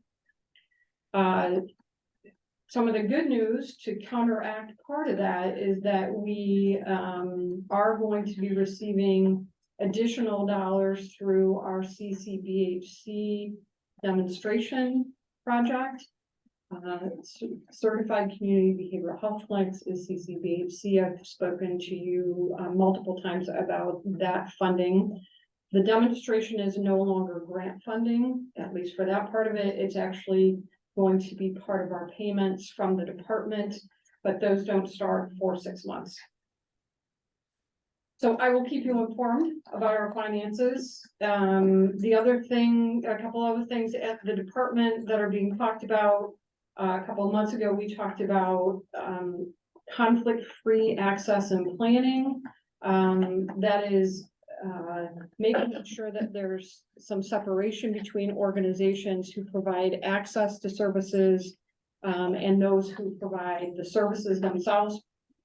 Persons under planning, case management, for instance. There has been a follow-up meeting with the department, and it's sounding a little bit more positive that the department's not going to pick a model that will substantially change the structure of the CMH and PHP systems. PHP is prepaid patient health plan. That's the term for our region. So I'll keep you updated on that as well. Another fairly big endeavor that's being rolled out is something called EVV. It's electronic visit verification. It's part of the 21st Century Cures Act. What that means is there will be remote verification of services provided. It's to address fraud, waste, and abuse. But it will be a pretty significant change for some of our services that are being provided mainly out in the field. And we are already working with our electronic health record provider and the department to come up with a process and procedure of how we're going to implement EVV. So I will keep you updated on that as well. And we do have a sheet with all the acronyms that we went through. I would say I think it might be 4 or 5 pages. What did that stand for again? Electronic visit verification. EVV. So I'll move on to some things happening locally with us here at CMH. We're down to 9 vacant positions. At one point in the recent past, we had 14. Where 9 is still big. And again, I've said this multiple times, but some of these positions have been open for months. We just can't seem to find some of those master's level, bachelor's level professionals. That is not just our issue. The competition is steep all over the state of Michigan, and really, I think this country for those types of people. We're doing multiple things to try to help with recruitment. And, I have asked, John Gibbs to meet with myself and Human Resources to look at, some other possibilities. And I meet with him this week, so hopefully I'll have an update on where we're at with, a meeting that he's promised he'll try to organize regarding some of these hard to fill positions. On September 14th, we were notified that we were awarded our CCBHC I&A grant. I&A stands for Improvement and Advancement. So we've got two things going on now. We are in the state demonstration program for CCBHC, but SAMHSA, which is Substance Abuse Mental Health Service Administration, also is continuing to issue their CCBHC grant funding. This particular grant, Improvement and Advancement, is intended to help existing CCBHC programs to become even more robust, to work out some of the challenges that we've encountered since we've started the program. So those will be $1 million for 4 years. Some of the goals that we wrote into that grant include reducing rates of obesity, tobacco use reduction, improvement and outreach to the Hispanic communities, and increased use of evidence-based practices.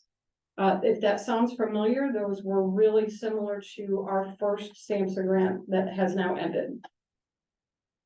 So I will keep you updated on the status of our CCBHC programming and grants. Is that $1 million annually? Or Yeah. $1 million up front? It's $1 million annually. I already spoke a little bit about the millage steering committee, which I will get organized as soon as possible. But the charter for that is to provide oversight to the programming that's funded through millage, as well as look at new requests for funding. The millage is actually up for renewal in 2026, which is mind-boggling in a lot of ways because it doesn't seem like it was that long ago. And it actually, that is 2 years out. That is really not that far out. So what I think part of this millage steering committee will do is to look at whether or not we want to seek that millage again in the future, and if so, helping to plan, organize, inform, and educate the public about the millage. We are hoping to have to my staff on there, one of our staff, program supervisor, integrated care and community development program supervisor. Millage falls under her responsibilities, so she will be one of them. Of a CMHOC board member, representatives from community stakeholders. We're thinking at least one other behavioral health organization, schools, a hospital, and then hopefully one consumer who can give input on the millage as well. So again, I will make haste in getting that together and getting that organized as soon as we can. You may have heard that last week on the 21st, we had our Recovery Fest. The numbers so far sound really good. About 450 to 500 people came. There were 22 agency tables. One of the organizations that participated stated that they gave out over 500 meeting schedules, 100 handbooks, and over 1,000 cards that talked about recovery and coping skills. We had our first union negotiation last week with HR and Administrator Gibbs and representatives from the union, and it went really pretty well. The first meeting, we already have new dates set up for follow-up. And one thing I neglected to tell you last month was that we, Ann Hurdy, who was our Family Services Program Supervisor, has resigned. She's not left the county, which is a good thing. She's working for Juvenile Services as their assistant director. So we'll have a lot of connection with her. We overlap with them, with a lot of programs. So we haven't lost her expertise entirely. But we did hire Katie Klausing. If that name sounds familiar, it's because Katie worked for us about 7 years ago as our IBD, Intellectual and Developmental Disabilities Program Supervisor. And we're happy to have her back. She spent the last 7 years working for Holland Christian Schools in their special education department. So she's got lots of experience, not only with IBD, but also with families and kids. So happy about that, but sad about Ann. And I will leave you with that. If people have questions. What kind of an impact are we having? So, because the positions haven't been filled for so long, so I'm concerned about what kind of an impact it's making on our client/patient database. Are we outsourcing more now because of that? So, we're trying desperately not to have that impact, the people we serve.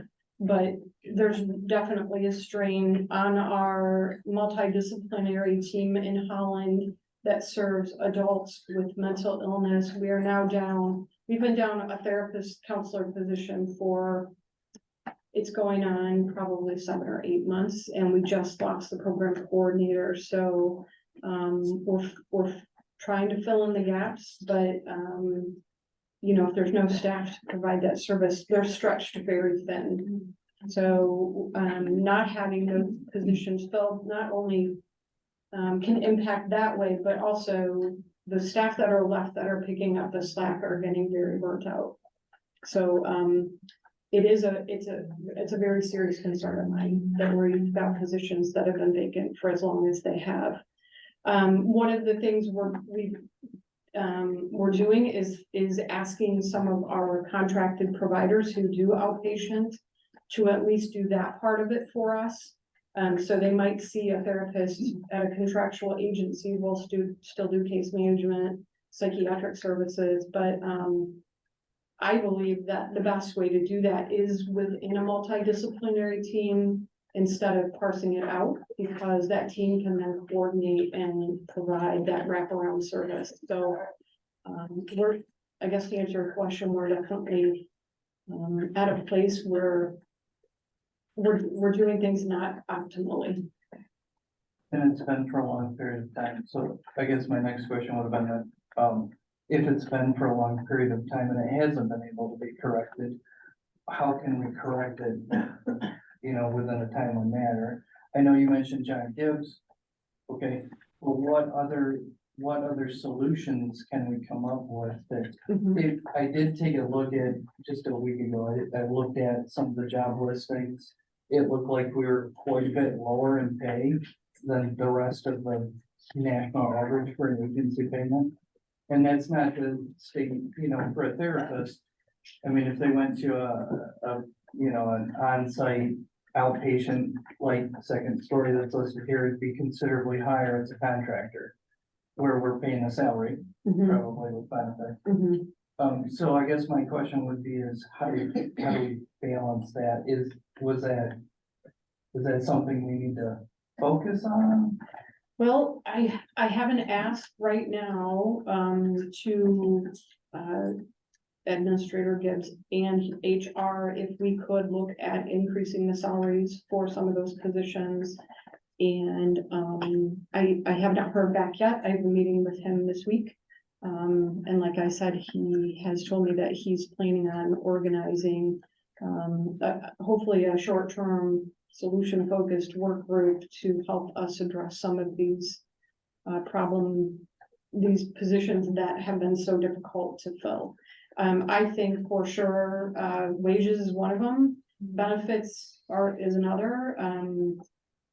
You know, I think at the last wage study, when they reviewed the benefits that we're receiving, we came out at kind of a low end. And a lot of times right now, people are more interested in vacation time even more sometimes than salary. So I think there's room for improvement with our wages and our benefits. I can hear Marcy Verbeek, the HR director, cringing as I'm saying this out loud, but we truly have to do something.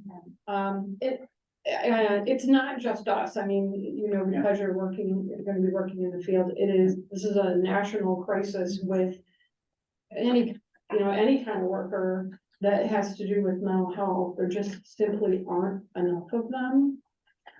We are trying to be proactive. One of the things we're meeting about next, I think it might be this week with HR, is to really look at our internship program and try to do they've historically been not paid.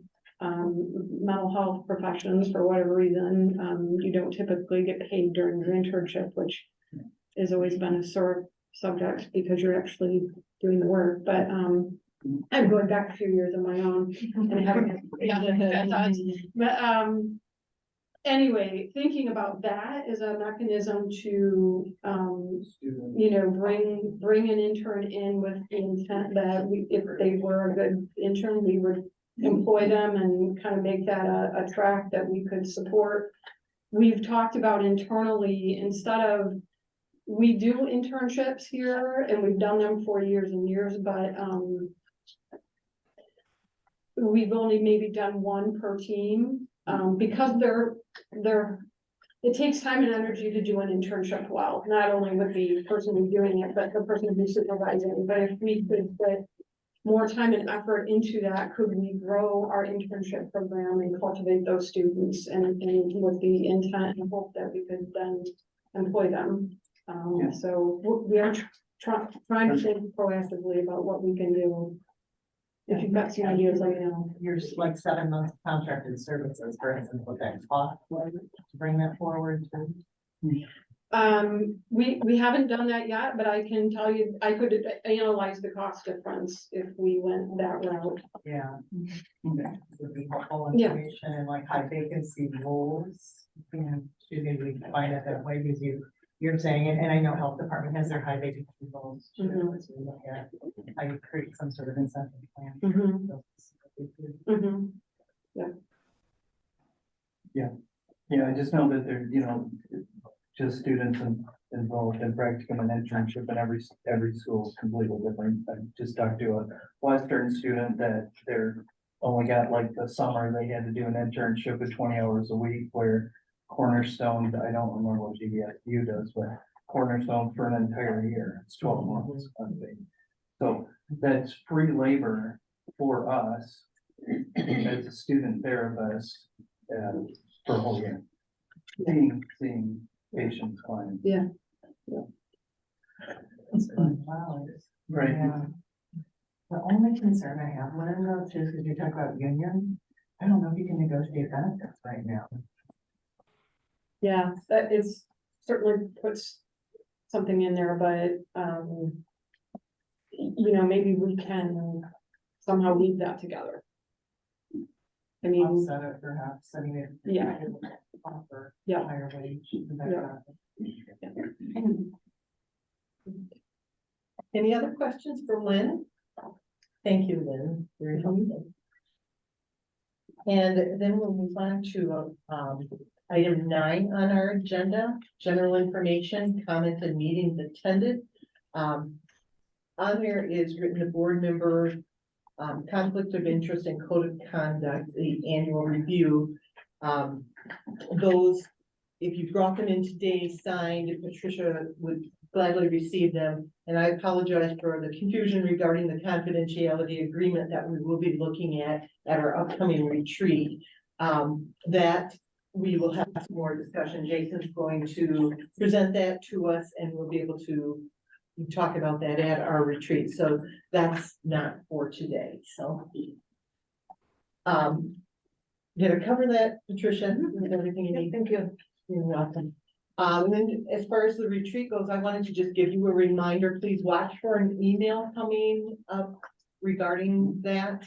And some of you, I know there's schedule conflicts with your work. And given the time of day, it will be around the lunch hour. Hopefully, if you can't be there for the entire thing, hopefully you could be there for even part of it. And in that case, once we send that out with the items that we will be talking about, if you could please let me know what for you're able to be there the first hour. And this is really important, so we can adjust our agenda according to everyone's schedule. Also, there will be a call in if you're not able to be present. And then the next thing I wanted to bring up, we've referenced the millage steering committee. I put that email out and had 3 of you respond. I really appreciate that, your willingness, and unfortunately, again, schedule conflict didn't allow Jason to make it during the day. Christian is going to be able to make it, and Donna is also going to be as often as she possibly can with other schedule conflicts. So thank you to all of you for your willing participation. And then finally, in addition to thanking people for being here today for public comment, I just really want to thank Lynn for her work and also for setting up opportunities to meet with staff. I know some of you have taken advantage of that, and I know you gave us some dates and you said there are other dates, you know, down the road that if those dates don't work, please connect with Lynn over those dates. And those are all my comments right now. Anyone have anything else as far as meetings attended? Lucy? That form that you emailed, I was having, do you have any forms here now? Because I have found in my printer. Yeah, I had that last month. Yeah. Okay, okay, yes, thank you. Anything else? All right, then we'll move to our second opportunity in this meeting for public comment. Barbara Levin person, again, City of Grand Haven. I'd like to speak to the stereotypes and stigmas regarding substance use disorder. There is a reason why AA and NA are anonymous. It's because there's a lot of successful professionals in our community who know that they would be stigmatized if people knew that they were in recovery. When mental illness goes up, substance use disorder increases. In fact, one of the main reasons for substance use disorder is untreated mental illness. So creating artificial categories around those kind of realities is not helpful. We need to treat whole people. We also at our site have people who serve community service. They are at risk of substance use disorder or experiencing it. And while they're in treatment, they volunteer and they get connected to community. And it's through those connections to the community that they are able to avoid relapse. Some of them have become members. Some of them have become volunteers. Some of them are outstanding leaders in our community. And I think it's really important that we not fall into stereotypes and misrepresentations and stigma regarding people who need community as much as anybody else, as much as people with mental illness, as much as people with developmental disabilities, and who are often one and the same. The instance that you referred to, I know because we only had one instance in the 6 years we've been open. It involved marijuana and 2 individuals who knew that they were exchanging marijuana. And we ended up discharging people from our program because of it. I'd be happy to talk about those details. We focus on recovery. We don't allow substance use to take place on our site. We don't even let members talk about their medication because different people respond differently to different medication. We have very strong rules about that. And the exchange that happened in the cafe, not in number time, not under number services that are always supervised. I'm grateful that it didn't happen at a coffee shop like Big B or Starbucks, that nobody might have noticed that there was something going on and was able to act and respond appropriately. So I just want you to think about, again, we're talking about real human beings who are struggling in our community and who need our supports. Thank you. Thank you. I appreciate having the opportunity to talk, and I appreciate the discourse you all have had. albeit pretty impassioned. However, I'm really disheartened you would make such an impactful choice without an actual unbiased, comprehensive evaluation. In fact, that makes me lose a lot of faith and have a lot of mistrust in the CMH and their choice about services. And so as an evaluator by trade, I'm gonna walk through what I would like that evaluation to look like, or your steering committee to consider. People served, cost per people served, program outcomes with like programs, the stigma and sense of belonging, consumers versus members experience, whether or not consumers or members experience treatment-related or organizational trauma when seeking services, how staff are burnt out or facing compassion fatigue relative to volunteers, and whether or not those negative consequences that have been alluded to differ from those experienced in these very doors, or in your other homes that you service, or in the community, because not even being privy to what goes on behind closed doors, I'm pretty confident that there have been far more police interactions or crisis response needed than the one that was mentioned over the course of 6 years. So I would ask you look into data rather than anecdotal stories, whether from us or from board members. Thanks. Thank you.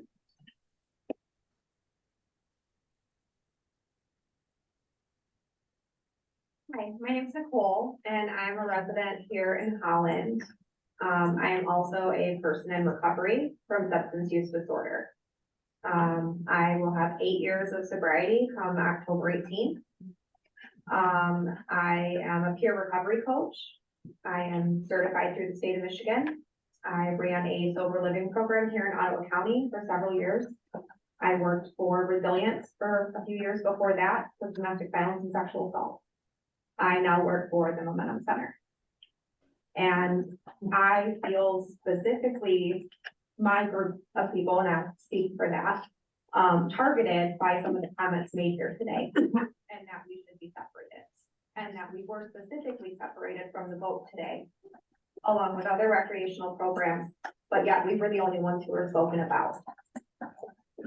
And that's incredibly disheartening from a board of community mental health. And we need more programs like Momentum Center. I heard you talk about how you're understaffed and you're having issues filling those staff positions. I also formerly worked for CNH in Allegheny County, and that is the case all over. People getting into this field are few and far between nowadays. We need more programs like this that have volunteers to support the people who need help.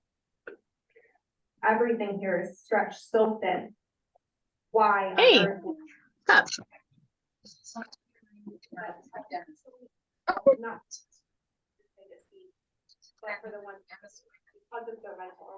Okay. Can you remind me how to work? But I will on behalf of those who need it. Please continue to support the Momentum Center. Thank you.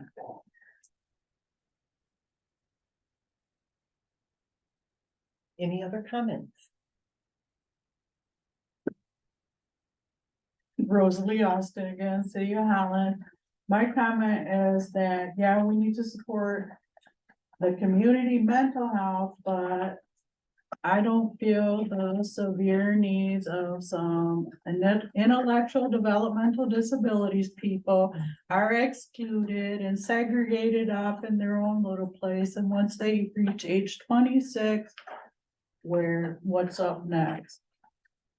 They don't really have the resources and places in the community to go to. And on the one hand, I want my daughter to be included, but at Momentum, she doesn't really fit in there. That's the severe IDD needs their own space in the community, because I don't believe that mode should be integrated too.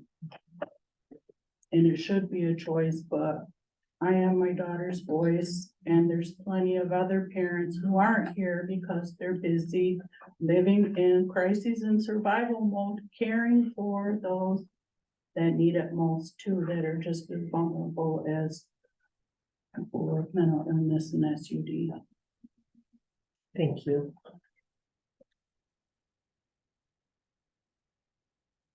I support what Rosalie has said too. Last meeting, a lot of these individuals with developmental disabilities came, and it's really hard for them to come, or, and like Rosie has said, that, people are living in crisis, a lot of us families that have higher needs. It's not just like a 2 years, you know, when they're toddlers, this is lifelong, and at some point we're going to pass. And, you know, what happens after 26, and there are social rep programs out there. But a lot of our individuals, they have severe medical needs, they have behavioral issues, they have a lot of things going on where they need additional staffing. With schools, they have more than one staffing, and even looking into things for my son, a lot of times you have to function within a maybe 1-to-6 ratio. And we don't really fit that in a lot of our individuals. So it's not that we don't want other people to have what they need, but also, you know, how do we incorporate everyone in their needs? Thank you. Anyone else in the room with a comment today? Is there anyone on the line, Patricia, who would like to comment? Not seeing any.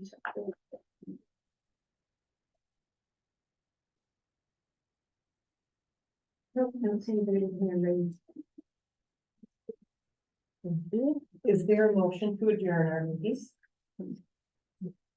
Support? All in favor, say aye. Thank you, everyone. It's